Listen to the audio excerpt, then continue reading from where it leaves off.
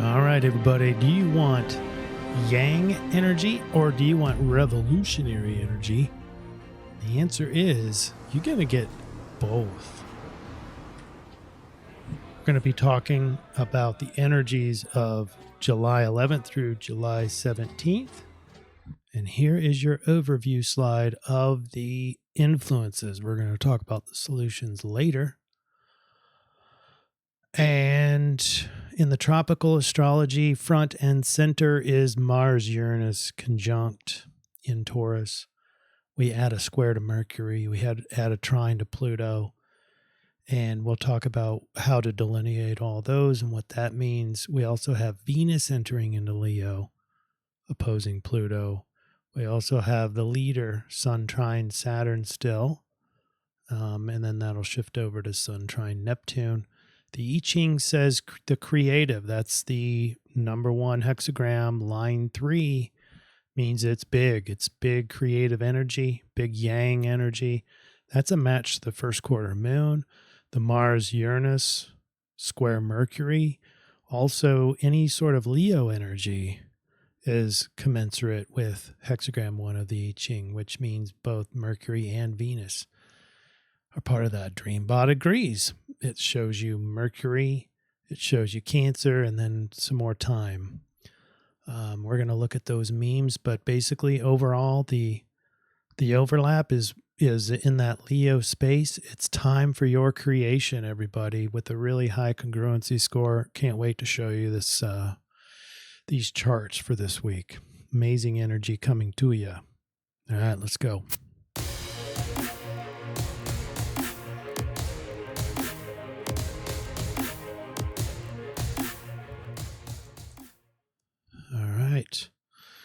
And CJ Star has fallen off of the streak, and Madame Michelle is the best comment. So big shout out to you. Probably Daddy Saturn holding people accountable for the 2023 deeds. Remember, this is in reply to the Dreambot that showed this mysterious presence of 2023 in the bot run, which is weird. It's not 2023. It shouldn't be there.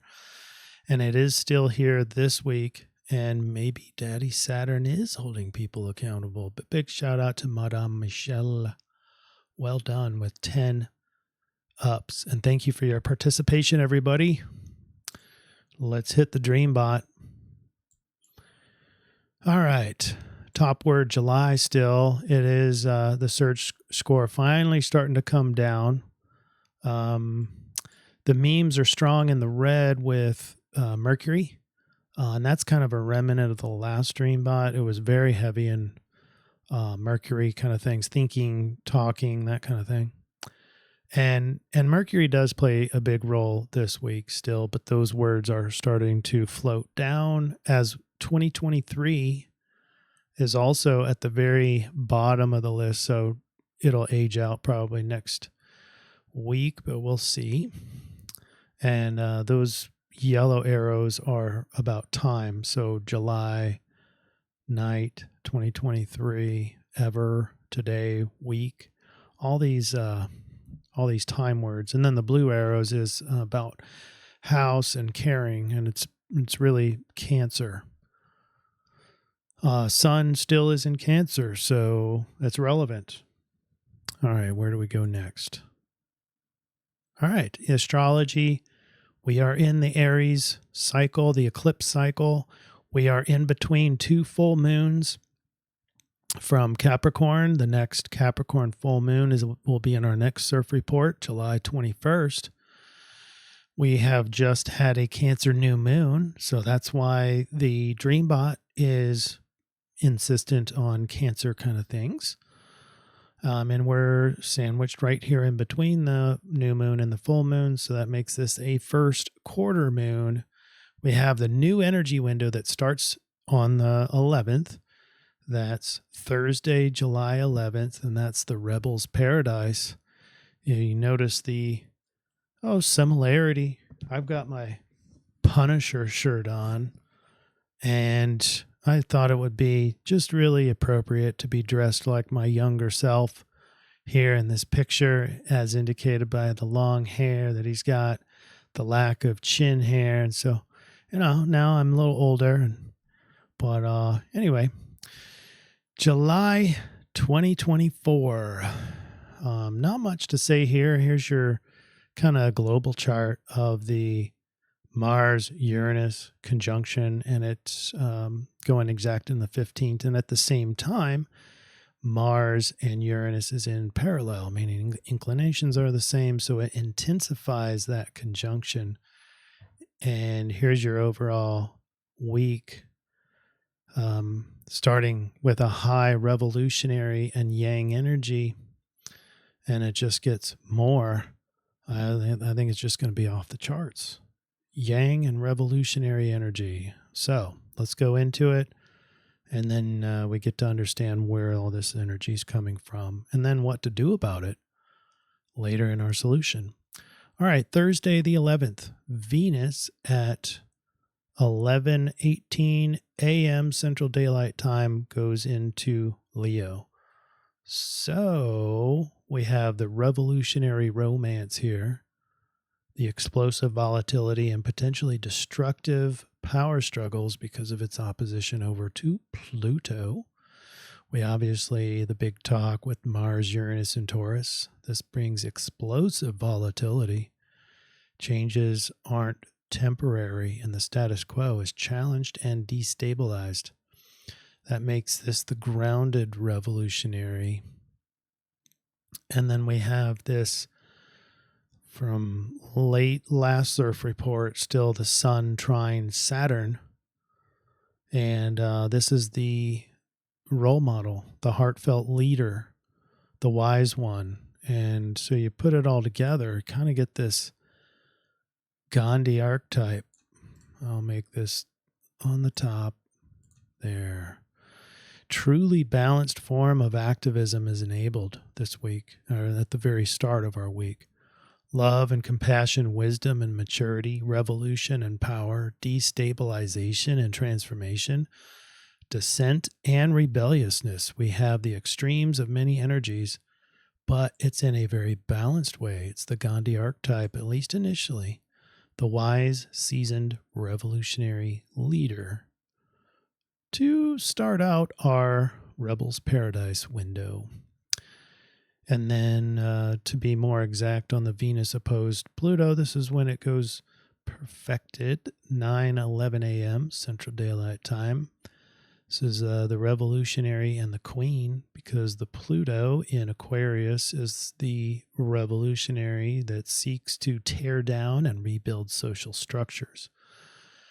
Now, Venus in Leo is the regal queen, desires adoration, loyalty, and control. And their opposing agendas create both fascinating chemistry and explosive context and conflict.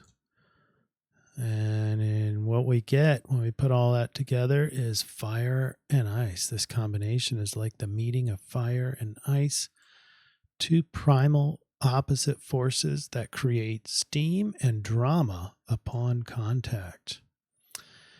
Get into Saturday. This is where we have the first quarter moon. A first quarter moon is defined as 90 degrees from the sun, and they're at 22 degrees 1 minute respectively, making this the first quarter moon.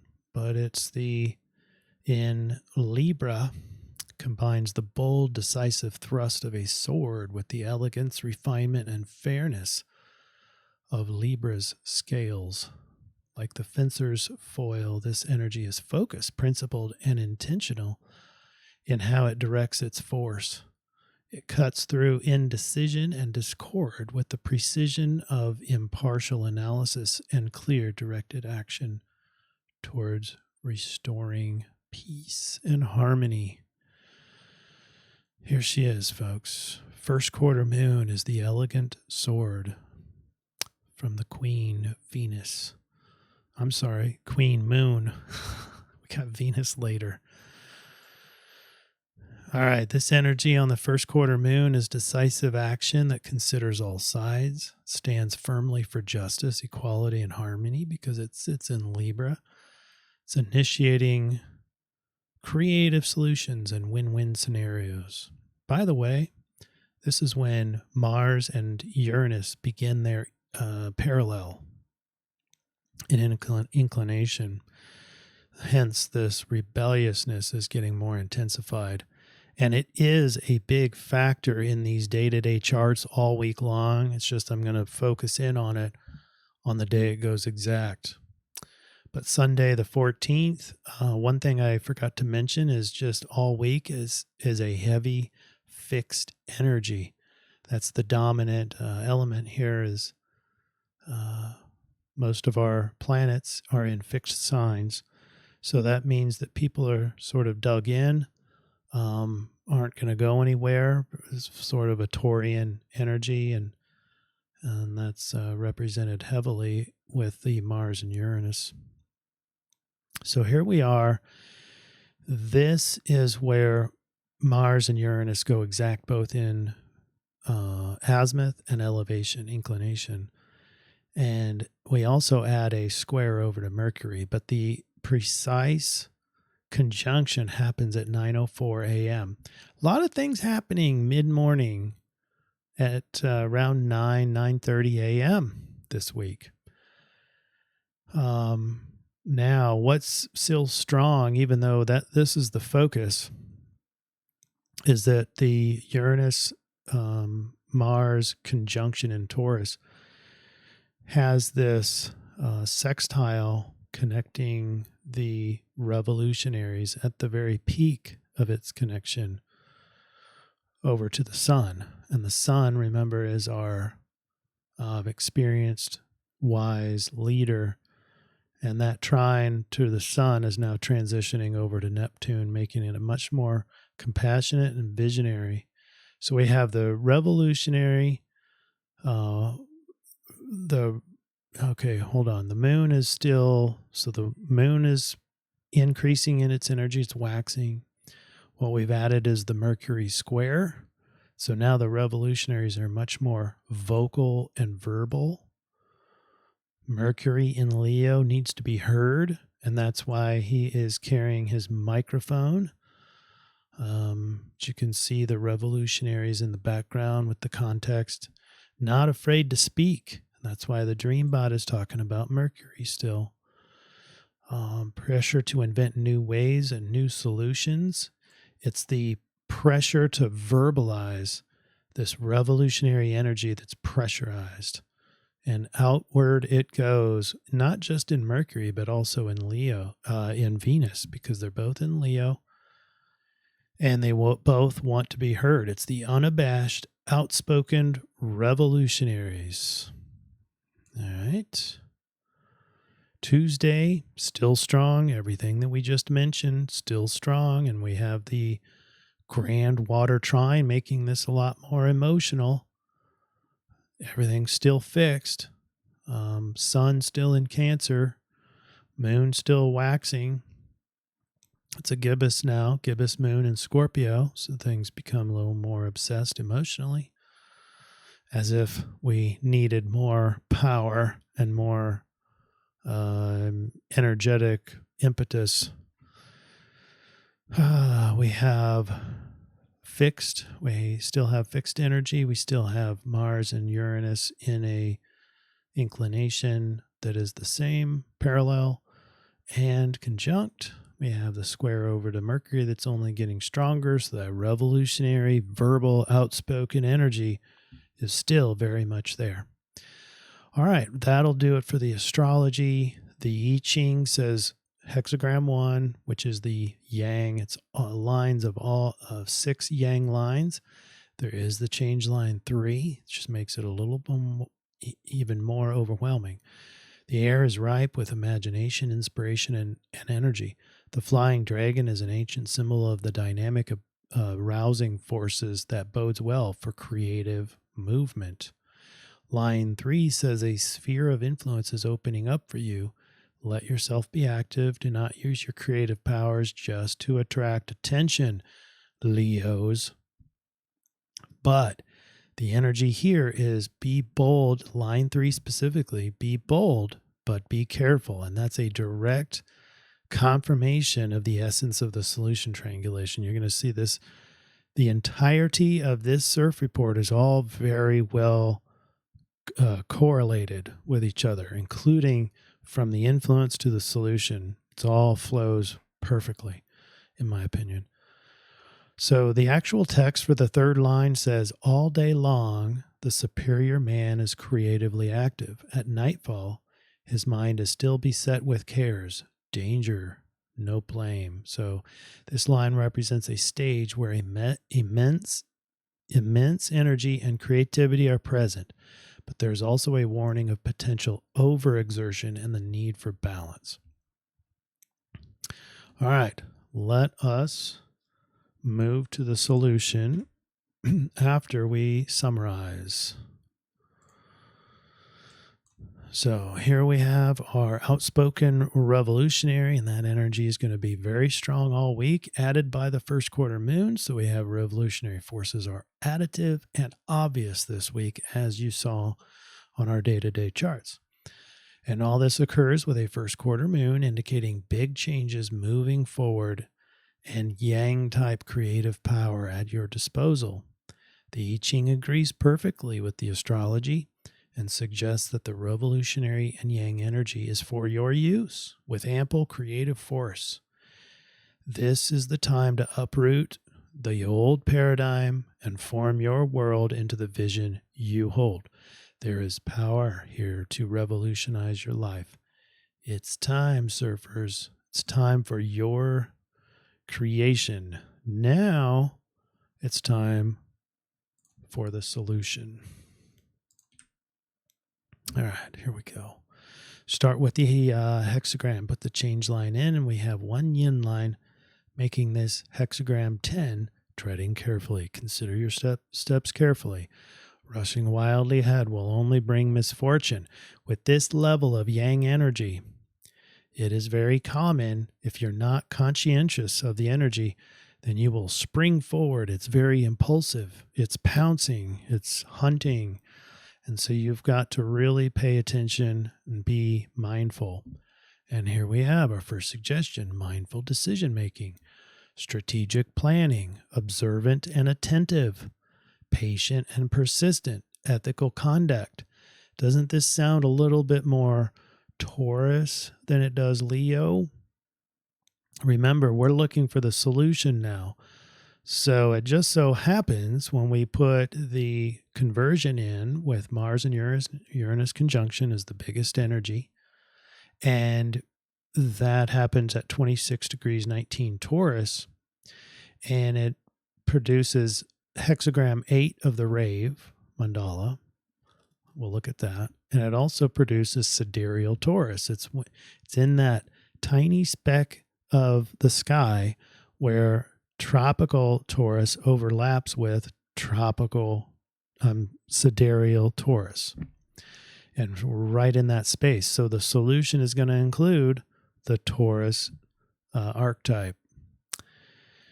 Hexagram 8 is holding together. Line 2 is of service. So the highest good to serve selflessly, the potential to be an example through unselfish expression. All right. Here's your solution matrix. So we have treading carefully. It's got on a high wire. Just being cautious about where your next step is going to be and make sure you're balanced. The Rave Mandala says service. It's to be of service. Doesn't necessarily include money. It can be, labor, but just the intention of more selfless behaviors. And then Taurus, we're going to use that those verbs for our solution, and then first quarter moon. So once again, we are back in forward motion, and this time we are at the big Taurian bowl.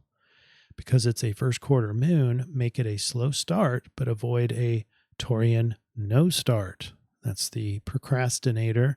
So we want to avoid procrastination by overthinking. It's going to take some balance right there, because treading carefully is kind of a procrastination trigger for the Taurus archetype. So make sure you are getting started and don't let the I-Ching 15 create procrastination, but do tread carefully and pay attention to your surroundings. Plan out your yang activity and have some backup plans in case Mars-Uranus throws you some big curveballs. The rave matches perfectly to the goals you probably created last week for the tropical Cancer new moon. That might have something to do with your house or your family. But be of service this week. That is the rave. Hexagram 8. And strive to be an example. Note that in the rave, in the reading, there is no apparent stipulations on your reasons or the why to be an example. It's just be one. So you can have a variety of different intentions there. As long as you are an example, you're doing the suggested behavior from the rave. And your example should demonstrate goodwill, selflessness, and service to humanity. All right, we have one more slide, and it's the plant of the week. And I'll read a little bit of this, but I want to make sure that everyone knows we're not giving you medical advice. We're not claiming any curing of any diseases. But we're looking at nettle. Stinging nettle is known to most people who has encountered it by its apparent boundary formations and painful sting.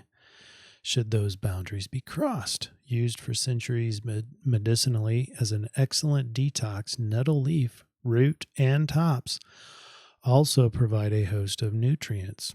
Drink it in a tea, which is widely available and loaded with vitamin A and K, calcium, iron, magnesium, chlorophyll, histamines. And is the tea going to bring in the fiber, or is that just eating the leaves? I do use nettle in my daytime tea with my green tea and love it, and been doing that for probably over 10 years. Associated with the Norse god Thor and therefore thunder and lightning, nettle can be a strong catalyst for quick action under duress.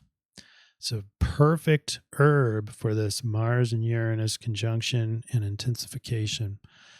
The Yang and Mars influences of nettle can be used directly for protective, even warrior-like actions, with burning stings and course corrections. Or become a born leader that shows a calm head under pressure, easing the fears of others that are more vulnerable or in need of a role model. See, this works perfectly into our solution. Nettle can invoke a father figure mentality, which should be used unconditionally and without dominance. This report you can screenshot so you can read in its entirety.